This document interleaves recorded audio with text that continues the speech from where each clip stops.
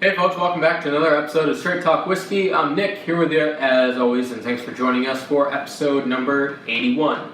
So we're headed back to the American whiskeys, and to kick it off, we have High West American Prairie Bourbon.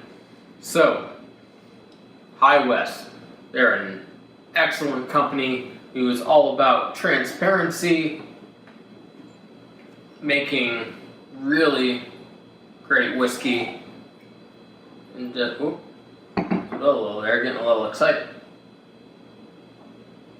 And just really passionate about not only their area of the country, but just certain things that are important to them, such as the American Prairie Reserve.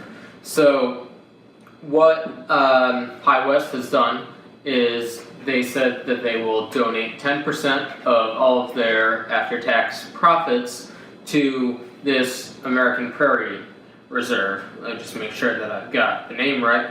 Yep.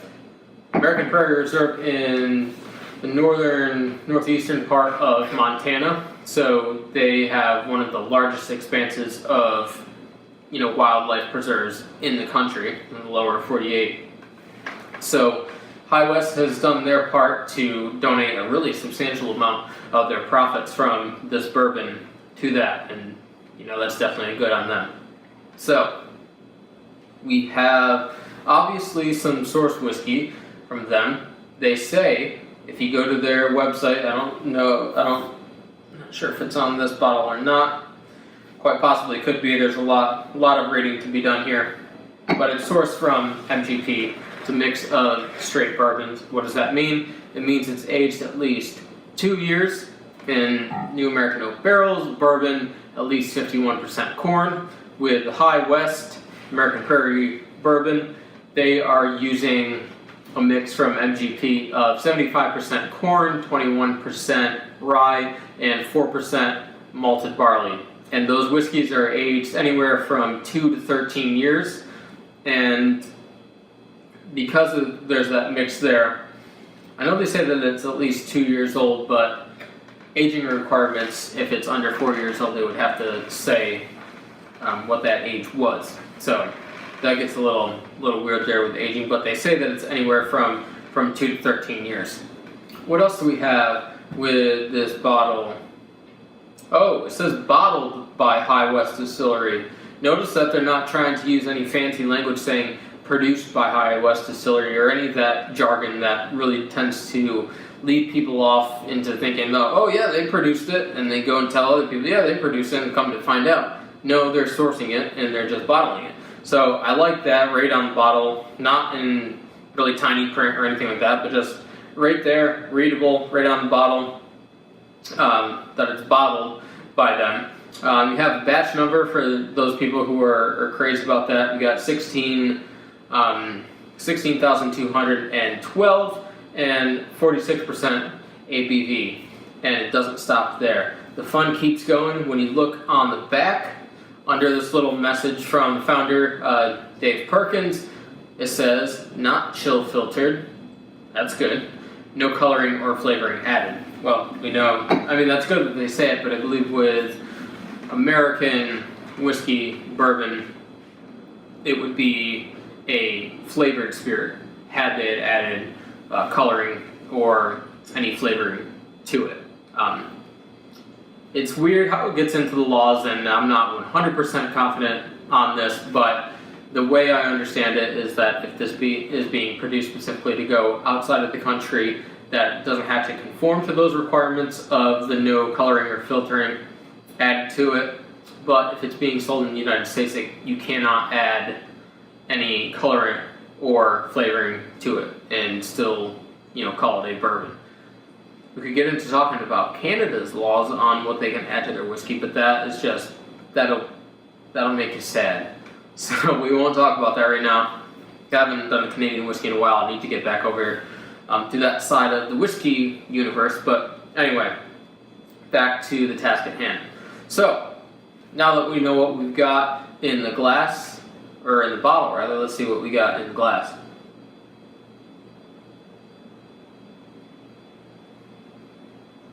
So right off the bat, you gotta love any whiskey that the first smell you get off of it is just really sweet corn. Corn is one of those things in life that you can't live without, but you don't know how good it is until it's gone or not in your life for any given period of time.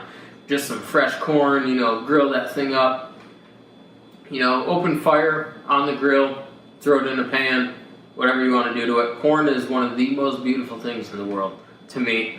I know that's a little bit weird, but the first thing that you get off of this is just really fragrant, sweet corn.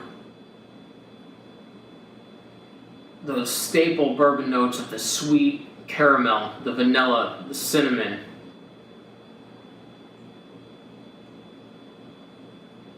A little bit of pepper to it, but just the underlying character of that corn. Just beautiful. So let's go in for a taste.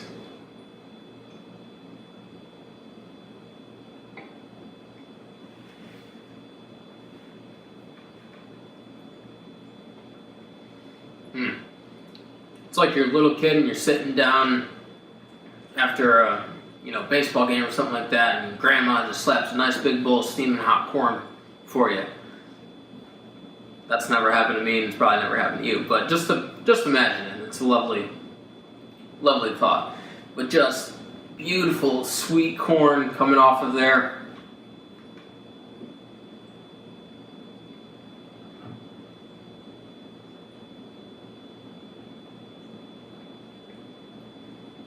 What else do we got other than the corn? Got this really sweet, long-lasting vanilla, caramel, almost candied notes of caramel. Just a caramel swirl over ice cream, something like that. That's how good it is. It's like the best vanilla bean ice cream that you can think of. Just drizzle some. I was about to say some corn over it, but just drizzle some caramel over it. You have your side dish of corn, of course. Don't get it twisted, but just beautiful. Definitely a little bit hint of that campfire smoke, that wood, the charred oak.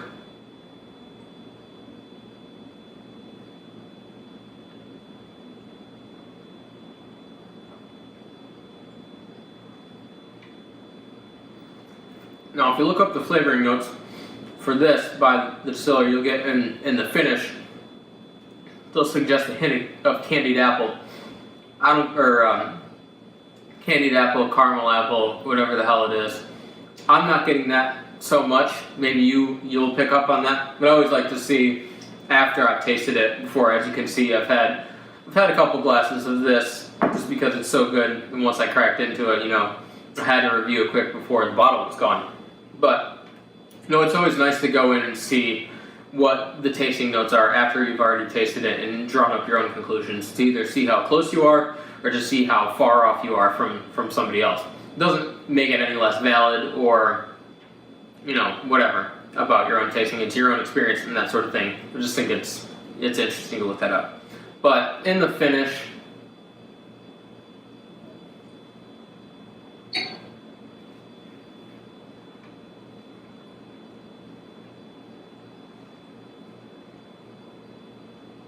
the finish is relatively quick. Most of the bang that's in this whiskey is up front and in the middle. But in the end, does trail off a little bit. It definitely leaves a sweet note, sweet caramel, that sweet corn, the vanilla. Definitely the smoothness and sweetness of the vanilla just eases down your throat. But it's quick. It's not overly long lasting, and the little hints that you get after that are almost a sticky, sort of sweet corn, just hints here and there. It's almost like if you've had that really thick, syrupy cough medicine when you were younger, or even if you still have that cough medicine, just really syrupy, and you go to drink it and it's down the hatch and it's gone, but then you still, once you're tasting around a little bit, moving your tongue, you're still getting hints of it. That's what you're getting in the finish here. So, anyway, I'm not doing a mini-series on High West just because I don't have a substantial amount of bottles or any other bottles other than this bottle. But I'm really interested in looking for more expressions from High West. I know that they're out there, and I've seen a couple of them, and some of them have already gotten to the big time collector,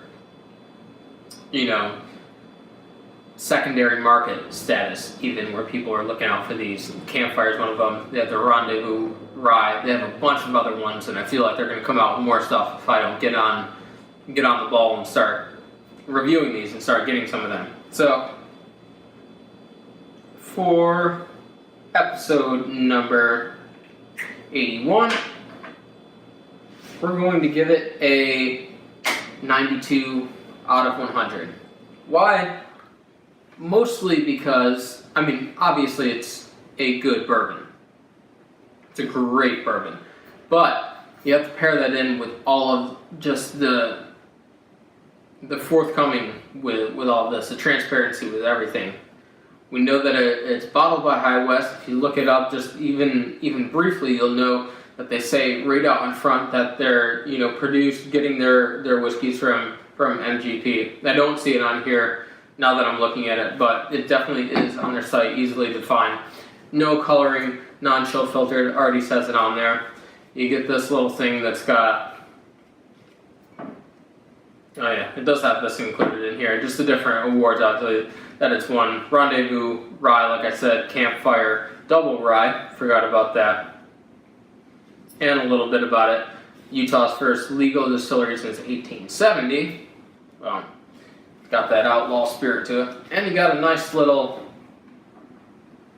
cork on here. That adds intrinsic value to it. Because screw those screw caps.